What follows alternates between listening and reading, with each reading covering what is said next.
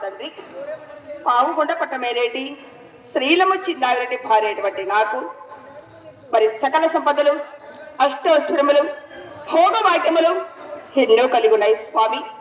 వెనక ముందు 6 మంది కుమారులు కూడా కలిగారు.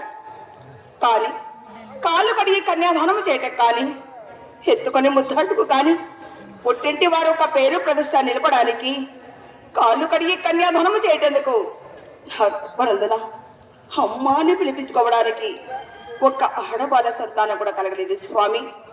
ఏది ఏమైనా ఒక్కసారి అయిపోయిన పావుగొండకు వెళ్ళి మరి పావుగొండ చుట్టూ ఉన్న నా ముక్కోడి దేవతలను ఒక్కసారి ప్రార్థిస్తే ఆడబాల సంతానం కలిగినేమో స్వామి.